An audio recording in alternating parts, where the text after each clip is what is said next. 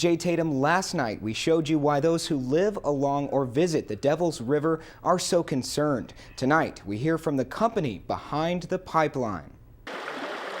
The Devil's River sits along the Edwards Trinity Aquifer in south central Texas on top of a gold mine of water. This can deliver so much water that the savings on other things make the water almost free. Joe Carter and his partner John Littlejohn are behind the VV Water Company. They've been working on plans to pump groundwater out of Val Verde County and sell it across Texas. This is part of a bright future for West Texas. The price of water is going out of sight. Ultimately, that will take the water that is underneath the small communities. A plan to sell drinking water to cities failed last year after opposition from the Devil's River conservation groups. The latest attempt is aimed more at oil field companies to use the fresh water for fracking. When you look at how much they're paying for water and water transfer and water trucking and how much diesel they're burning and how many tires they're blowing out, the cost of bringing this water the full length of the pipe in energy is about 1/4 of the cost of the diesel that they will use to haul it 4 miles. The concept of pumping is nothing new. Texas groundwater law is based on rule of capture. Property owners own their groundwater, while surface water is state property. In Val Verde County, you can pump as much as you want and send it anywhere. We're in another significant drought.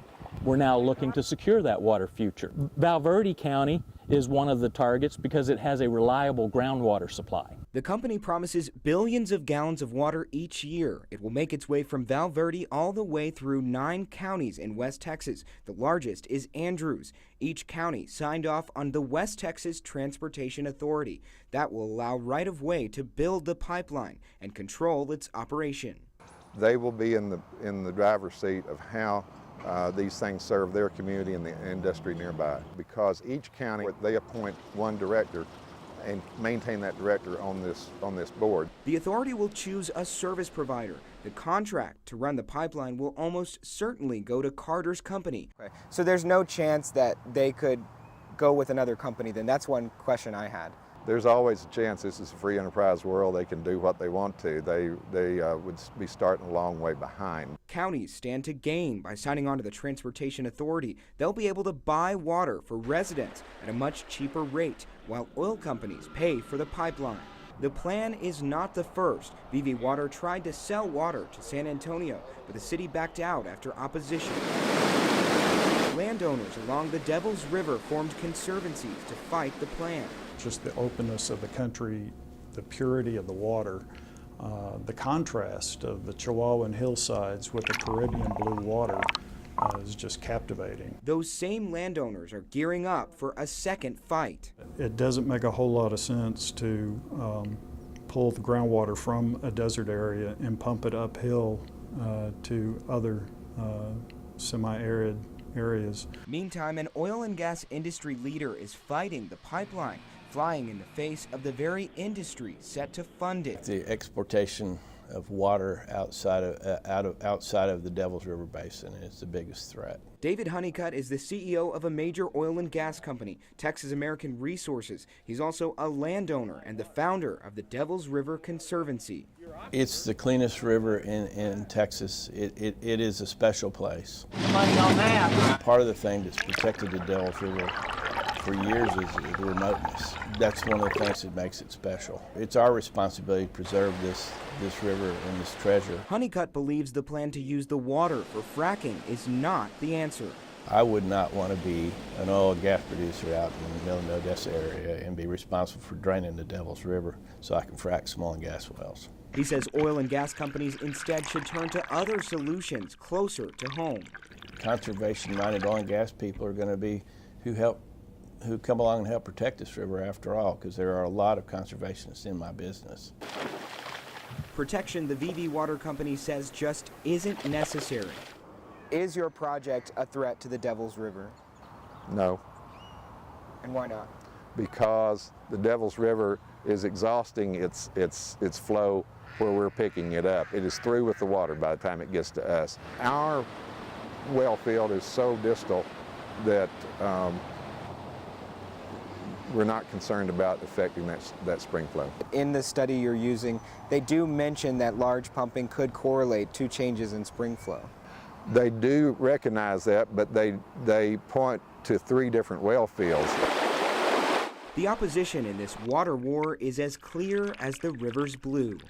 There are a number of things that I see wrong with that study. First of all, if you want water resource, you're going to have well fields right along the river, or else you're not going to have a reliable water supply. That water study suggests that you've got equivalent potential across a broad spectrum of land as you move away from these streams, and it's just not so.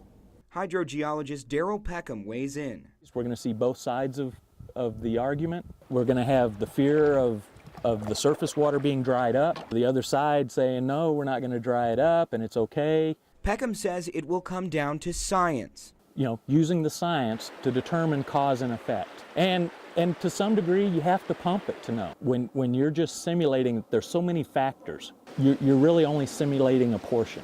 You can't predict off of that. To date, no pumping tests have been performed, only simulation. Do you have any idea of the potential cost of this project? We do.